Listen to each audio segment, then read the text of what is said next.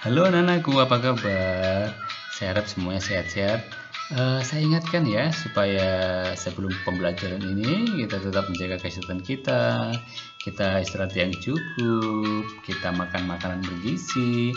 Jangan lupa juga kita berolahraga ya, supaya badan kita tetap bugar, tetap sehat.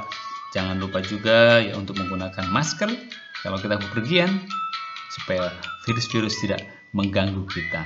Nah, anak-anakku, kita akan belajar hari ini tentang sakramen baptis. Nah, sebelum memulai pembelajaran kita, ya, saya ingatkan supaya nanti tidak tertinggal pelajaran berikutnya ya. Tekan tombol subscribe kalau yang belum tekan tombol subscribe ya. Anak-anak, kita akan mengawali pembelajaran kita dengan doa. Kita siapkan hati, kita mau berdoa. Marilah kita berdoa dalam nama Bapa dan Putra dan Roh Kudus. Amin. Tuhan Yesus yang baik, hari ini kami siap untuk belajar tentang sakramen baptis. Kami ingin lebih mengenal Engkau. Dampingilah kami dalam pelajaran ini agar dapat mewartakan kabar gembira bagi orang lain. Amin. Dalam nama Bapa dan Putra dan Roh Kudus. Amin. Anak-anakku, kita sudah mengawali kegiatan kita dengan doa. Mari kita mulai pembahasan kita. Nah, anak-anakku, sebetulnya kalau kita bicara tentang sakramen baptis, nah kita harus tahu dulu dong, apa itu sakramen. Nah, sakramen itu ya, arti katanya itu adalah apa? Rahasia. Nah, apa sih yang rahasia itu? Nah, rahasia itu pasti sesuatu yang tersembunyi dong. Nah, apa sih yang tersembunyi itu dalam sakramen itu? Apa sih yang tersembunyi? Nah, yang tersembunyi adalah karya Allah untuk menyelamatkan manusia. Nah, ini yang mau diungkapkan dalam sakramen ya. Jadi nanti sakramen artinya adalah tanda yang menunjukkan rahmat keselamatan dari Allah. Ya, Allah menyelamatkan manusia ya melalui sakramen itu. Ya, jelas ya? Nah, anak-anakku, dalam gereja Katolik itu ada berapa sakramen ya? Ayo, ada berapa sakramen? Ada yang ingat? Ada yang tahu? Nah, dalam gereja Katolik itu ada 7 sakramen. Apa saja? Ayo. Nah, ada sakramen baptis. Kedua, ada sakramen krisma. Ketiga, sakramen ekaristi. Keempat, sakramen tobat. Terus yang kelima, sakramen imamat. Yang keenam, sakramen perkawinan. Terus kemudian yang ketujuh, sakramen perminyakan suci atau pengurapan orang sakit ya. Jadi dalam gereja Katolik ada 7 sakramen ya. Nah, anak-anakku, siapa sih yang di sini yang sudah dibaptis? Ada belum? Ya sudah dong ya, ada yang sudah dibaptis, ada yang belum juga ya mungkin ya.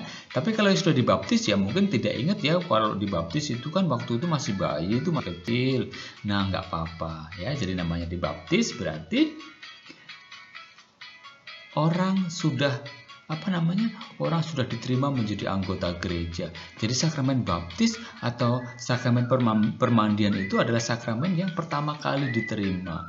Jadi kalau kita dibaptis ya, berarti kita sudah bisa untuk merayakan sakramen-sakramen yang lain ya. Kalau sudah dibaptis ya, nanti kita akan lihat ya, apa sih rahmat yang kita terima dari sakramen pembaptisan itu ya. Jadi ketika setelah menerima sakramen baptis, nah barulah tadi saya ceritakan ya, boleh menerima sakramen-sakramen yang lain. Terus, nah pembaptisan itu jelas ya ada hubungannya dengan kelahiran manusia. Ya, tadi saya tanyakan tadi ya, ada yang sudah dibaptis bayi, tapi ada yang belum juga. Nah, anak-anakku, pembaptisan yaitu ada kaitannya juga dengan kelahiran bayi. Maksudnya apa sih?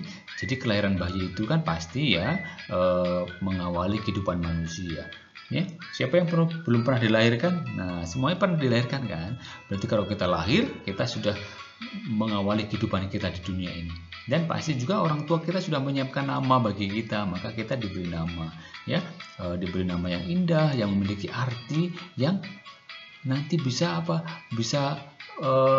dimaknai sebagai anakku nanti supaya menjadi demikian. Nah, pasti setiap nama kita memiliki makna yang diberikan orang tua kepada kita. Nah, demikian juga dengan pembaptisan, bahwa pembaptisan itu berarti orang memulai hidup baru juga ya, sebagai anggota gereja, menjadi seorang Katolik ya, menjadi baru.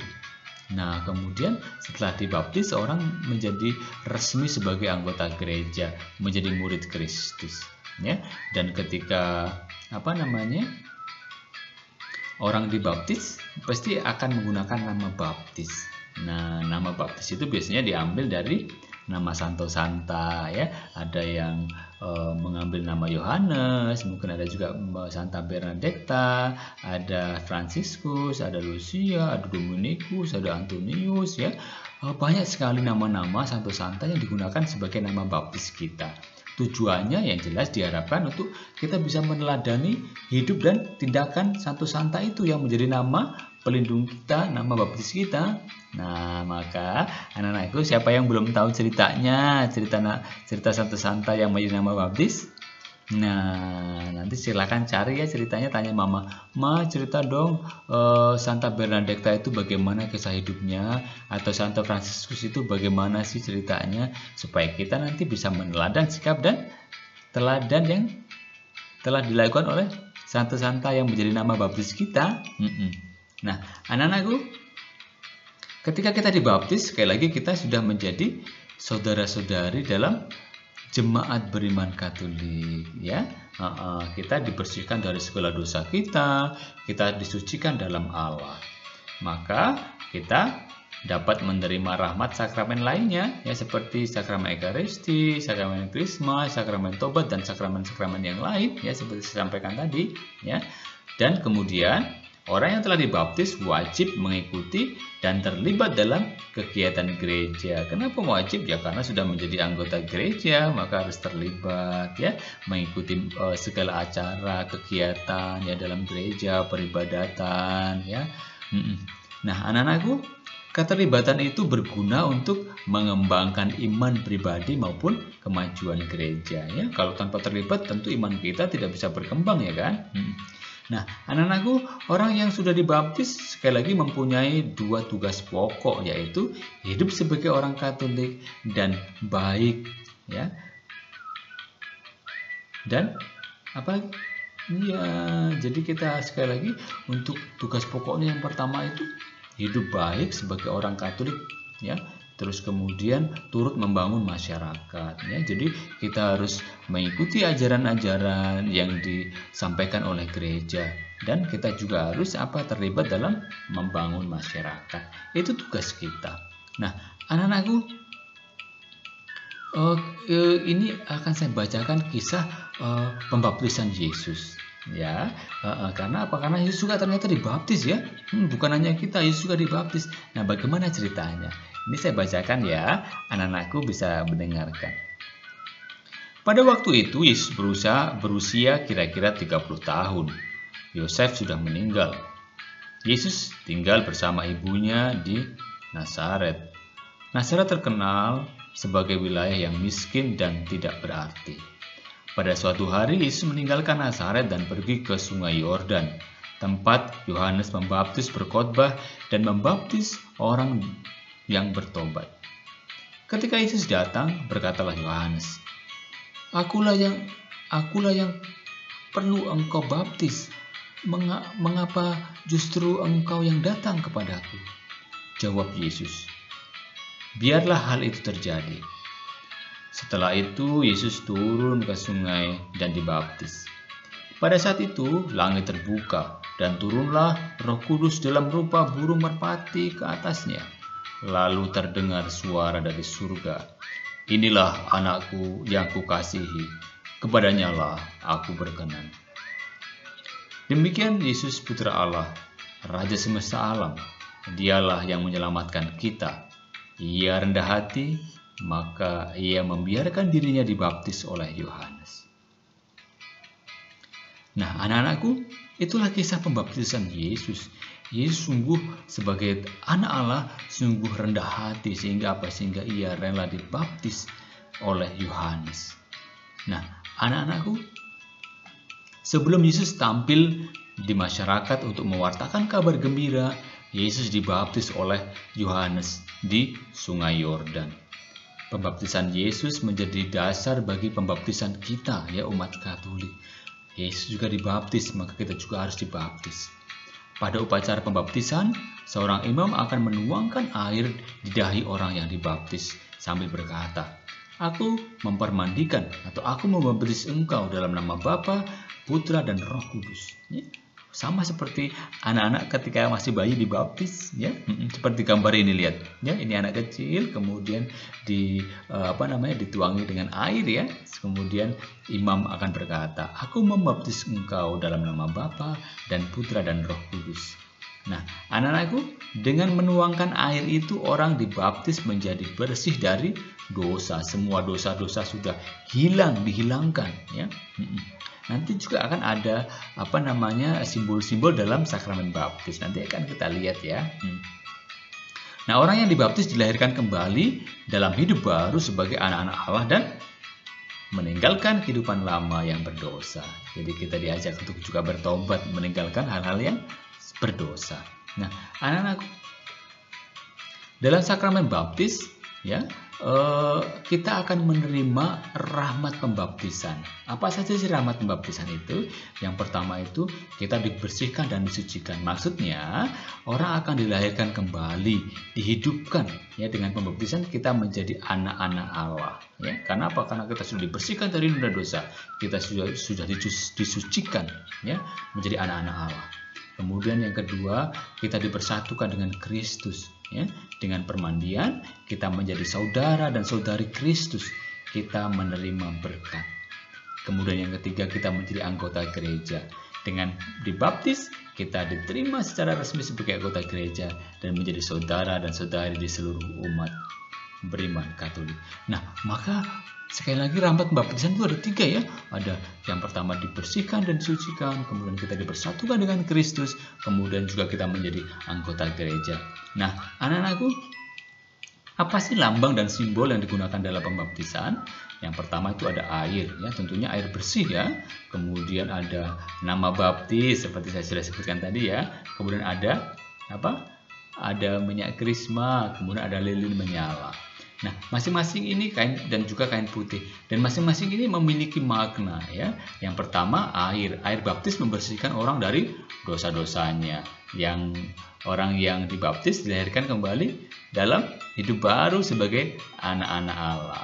Kemudian nama baptis, ya, tadi dikatakan, ya, menggunakan nama Santo Santa supaya kita bisa meneladan sikap dan tindakan Santo Santa. Maka kita harus, ya, tahu, ya, kisah Santo Santa itu, ya, dan kita juga dapat berdoa kepada Allah dengan perantaraan Santo Santa pelindung kita.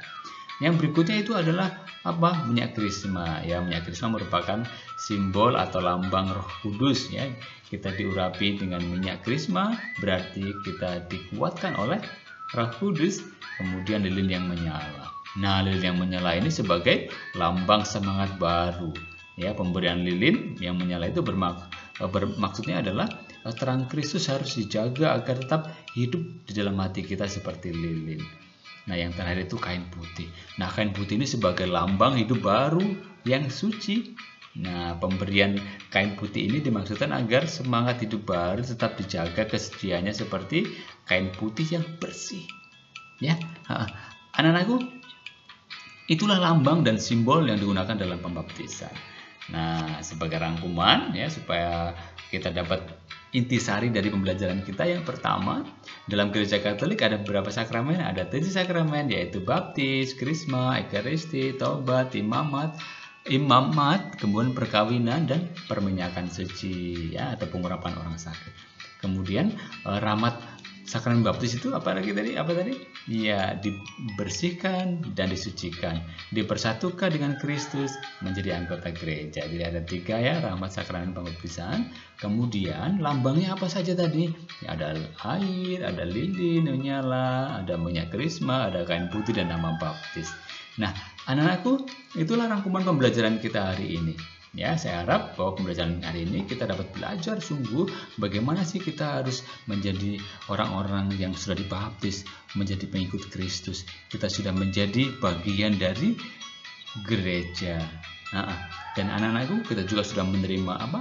Rahmat pembaptisan itu ya. Kita sudah disucikan, kita sudah dibersihkan dari dosa, kita menjadi anggota gereja, kita dipersatukan dalam Kristus. Nah, anak-anakku, untuk mengakhiri pembelajaran kita juga harus ingat akan tugas-tugas yang sudah kita terima ketika kita dibaptis, yaitu kita harus hidup sebagai orang Katolik yang baik dan bersama gereja turut membangun masyarakat. Itu yang harus kita wujudkan dalam kehidupan sehari-hari sebagai orang yang sudah dibaptis, supaya terang Kristus yang dilambangkan dengan lilin yang menyala itu tetap menyala dalam hati kita. Ya, anak-anakku, untuk mengakhiri pembelajaran kita ya, seperti biasa ada yang harus dijawab ya. Silakan dikerjakan di buku, nanti dikirimkan ke Bapak Ibu guru. Yang pertama, di mana Yesus dibaptis? Ingat tadi dicerita. Kemudian siapa yang membaptis Yesus? Ayo, tadi siapa? Kemudian yang ketiga, ada berapa sakramen dalam gereja Katolik? Ada berapa tadi? Kemudian rahmat apa yang kita terima waktu dibaptis? Nah, tadi sudah ya. Nah, ada 3 tadi ya. Kemudian yang keempat, 5, apa lambang dan simbol yang digunakan dalam pembaptisan? Nah, ada 4 tadi ya. Kemudian apa tugas orang yang dibaptis? Nah, tadi yang terakhir. Oke, anak-anakku, ada 6 pertanyaan ini, silakan nanti dikirimkan ke Bapak Ibu guru ya. Sekarang dijawab. Saya ingatkan yang belum subscribe, oke, tekan tombol subscribe-nya. Dan kalau yang suka dengan pembelajaran ini, silahkan tekan tombol like-nya juga ya. Anak-anakku, kita akhiri pembelajaran kita dengan doa ya. Kita siapkan hati, kita akan berdoa. Oh iya, ada satu lagi, ada pertanyaan yang harus dijawab. Mengapa orang yang dibaptis mendapat nama baptis? Nah, itu juga harus dijawab ya. Ada 7 ternyata. Oke. Kita lanjutkan ya, silakan dikerjakan. Kita akhiri pembelajaran kita dengan doa. Kita siapkan hati untuk berdoa. Dalam nama Bapa dan Putra dan Roh Kudus, amin. Ya Tuhanku dan Allahku, ambillah segala yang menjauhkan aku daripadamu. Ya Tuhanku dan Allahku, berilah aku segala yang kuperlukan untuk menemui Engkau. Ya Tuhanku dan Allahku, terimalah diriku dan jadikanlah aku milik-Mu. Amin. Dalam nama Bapa dan Putra dan Roh Kudus. Amin. Oke anak-anakku, kita sudah mengakhiri pembelajaran kita dengan doa. Sampai ketemu di video pembelajaran berikutnya ya. Bye-bye, sampai ketemu. God bless you.